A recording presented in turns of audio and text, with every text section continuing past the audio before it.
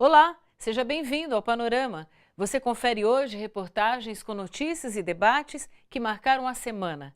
Aqui os direitos humanos e a cidadania são destaque. Fatos importantes para você ficar ligado no que movimenta o Brasil, sempre do ponto de vista dos trabalhadores e de movimentos populares. Nossas reportagens foram produzidas e exibidas no seu jornal, o Telejornal Diário da TVT. E a gente começa o panorama falando sobre o comportamento do brasileiro que, com medo da violência, passa a apoiar atitudes autoritárias. É o que mostra estudo realizado pelo Fórum Brasileiro de Segurança Pública. Foram entrevistadas mais de 2.000 pessoas em 130 municípios. Acompanhe na reportagem de Jô Miyagi.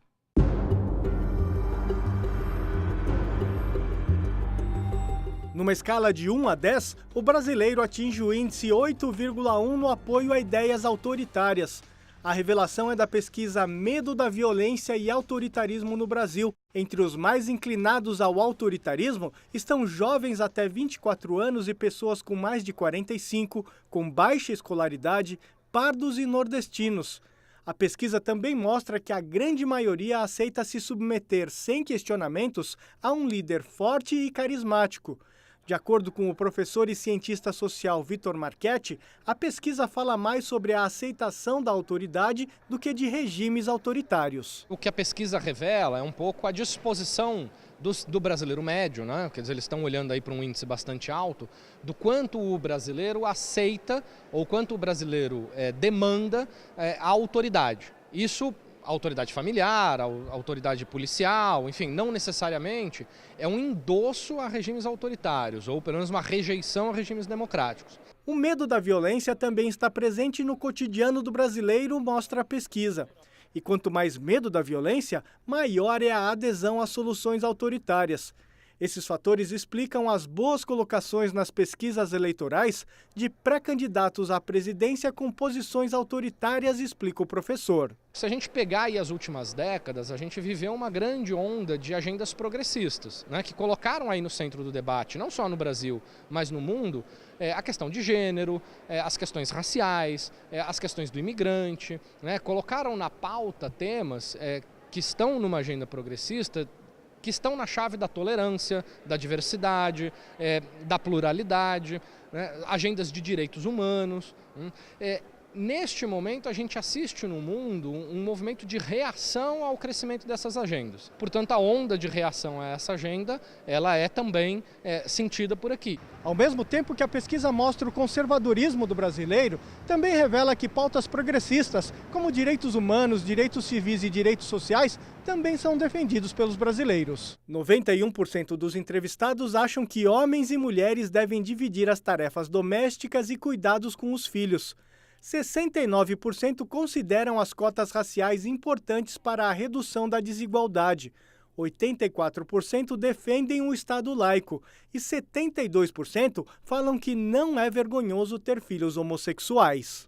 Se a gente assumir que resolver o problema de segurança urbana é ter mais autoridade, a gente pode perder esses ganhos que a gente teve com a agenda de direitos humanos. É só o campo progressista que pode juntar essas duas coisas, como fazer um debate para vencer as violências urbanas sem fazer apelos a mais autoridade policial, a mais autoridade de repressão policial, né, uma lógica punitivista que, ao fim e ao cabo, não produz efeitos muito concretos sobre a redução de violência. Ela simplesmente limita as liberdades dos indivíduos e limita agendas que são muito importantes. No Congresso Nacional, em Brasília, parlamentares de oposição têm denunciado que o país andou para trás neste ano, sob o comando de um governo ilegítimo e de um parlamento conservador. A reportagem é de Welson Kalinowski. Resta um pouco mais de 2 meses de trabalhos no Congresso e o que se viu em 2017 foi uma pauta de contra-reformas tomar conta dos debates. A trabalhista, que passa a vigorar em 1 mês, e a previdenciária parada na Câmara, mas ainda considerada prioridade pela base governista. Os retrocessos não pararam por aí. Foram aprovadas leis como a que liberou a terceirização da mão de obra em todos os setores da cadeia produtiva. O pente fino do INSS, que retira os benefícios de pessoas aposentadas por invalidez. O deputado Paulão, do PT, entende que o ano foi ruim para os interesses da população, pois projetos importantes ficaram esquecidos. Na realidade, esse governo ilegítimo, ele está criando uma pauta reativa que só desmonta a sociedade, né? Na realidade, você tem uma reforma fundamental que devia ser prioridade, que era a reforma tributária. Quem é que paga tributos no Brasil, impostos? Primeiro, o pobre, porque a base é o consumo. Segundo, a classe trabalhadora. Terceiro, a classe média. A elite, os poderosos não pagam. O líder do PT, deputado Carlos Zaratini, entende que o Palácio do Planalto atendeu somente o interesse dos mais ricos, entre eles parlamentares da bancada dos empresários, grandes devedores da União, e citou o recém-aprovado Refis, Programa de Refinanciamento de Dívidas, que vai perdoar até 100% dos juros. O proprietário da empresa não paga imposto e o trabalhador paga. É um absurdo total. Nós poderíamos estar estabelecendo aqui impostos sobre as grandes fortunas para financiar a Previdência Social, para a gente reduzir esse déficit da Previdência e garantir condições, inclusive, de melhorar a Previdência Social para o povo brasileiro. Para Chico Alencar, do PSOL, as questões judiciais atrapalharam o andamento dos trabalhos. Segundo ele, foi muito tempo perdido com as denúncias contra Temer e as acusações contra Aécio Neves no Senado, e que se tornaram moedas de troca do governo, que apoiou as pautas conservadoras enquanto recebia votos para se manter no poder.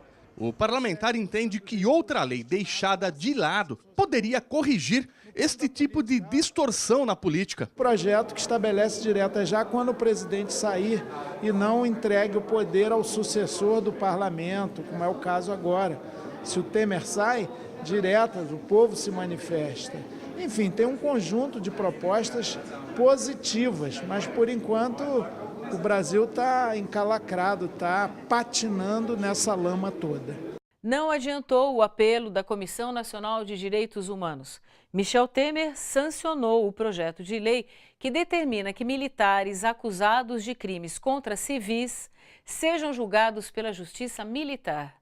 Pelo projeto, as regras valem para as seguintes situações: operações de paz e garantia da lei e da ordem, como a que empregou militares na segurança pública do Rio de Janeiro, cumprimento de tarefas estabelecidas pelo presidente da República ou pelo ministro da Defesa, ou ação que envolva a segurança de instituição ou de missão militar.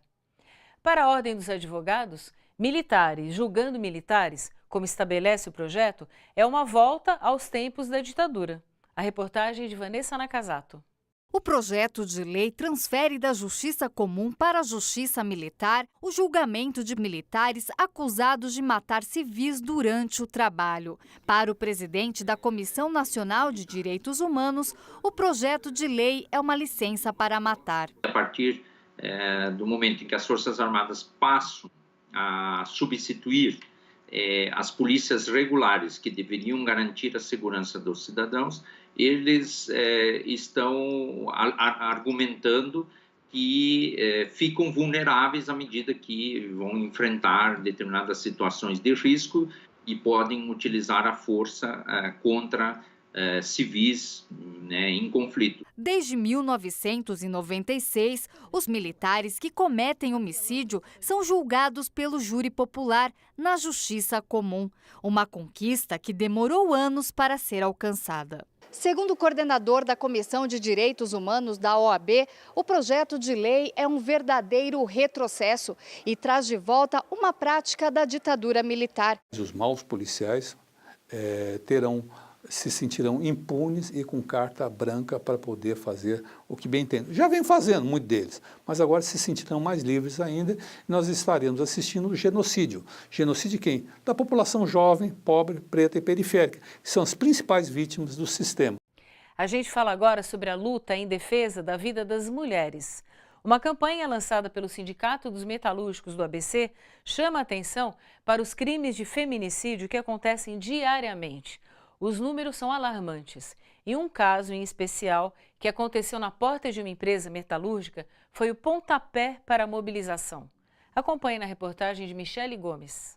Durante 4 anos, Geise foi montadora nesta metalúrgica em Diadema. Há 2 meses, quando chegava ao trabalho, foi assassinada com 13 facadas pelo ex-marido nesta rua sem saída perto da fábrica. Aos 22 anos, era mãe de uma menina de 4 e de um menino de 3. Um final de semana antes, ela foi levar as crianças para ele ver e ele acabou agredindo ela, né? E depois a família dele teve que entrar no meio para separar a briga e veio trazer ela de volta. E aí, quando foi na segunda-feira, ela estava vindo trabalhar, às 7, volta das 7h30, que ele assassinou ela, né? Aí ele estava esperando ela na ruazinha sem saída, aqui pertinho da firma, e ele assassinou ela com 13 facadas. Chocou todos nós, ninguém esperava por isso, né? E como foi próximo, a gente vê aquela cena lá, ela no chão, né? Aquelas facadas, que ela morreu praticamente na hora, né? Foi muito terrível, uma cena muito feia pra gente ver uma moça tão jovem, né? Amar uma pessoa e de repente essa pessoa vir e matar. Mãe, pai dos próprios filhos, né? Que ela mesmo sustentava, é muito chocante. Indignadas com o assassinato da colega, as metalúrgicas do ABC decidiram criar uma campanha de combate à violência contra a mulher. O objetivo é conscientizar a categoria, que é formada em sua maioria por homens. Não por acaso, o lançamento da campanha foi na fábrica de luminárias Revoluz, onde Geise trabalhava. Essa campanha que o sindicato vem fazendo não deve parar, tem que continuar sempre, não só na empresa Revoluz, como outra qualquer. E, na verdade, não deixar acontecer, fazer em outras empresas sem acontecer. O Brasil possui a 5ª maior taxa de feminicídio do mundo.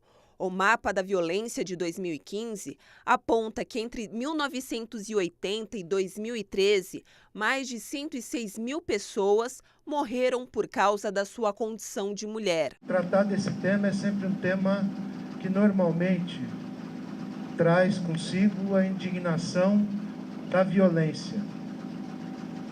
Mas mais do que a violência, é a permissão que a nossa sociedade tem com esse tipo de crime.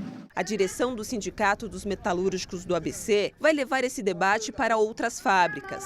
Também está prevista a realização de uma grande caminhada em São Bernardo do Campo, no final do mês, para trazer para toda a sociedade a pauta do feminicídio e do combate à violência contra a mulher. Esse ato não pode só ficar na categoria metalúrgica, esse ato tem que ir para a sociedade, porque as mulheres que estão morrendo, cada brasileira que morre 2 horas, não é só metalúrgica, é bancária, é química, é a dona do lar. Daqui a pouco você acompanha no Panorama um debate sobre arte, censura e liberdade de expressão. A gente volta já já com essa reportagem.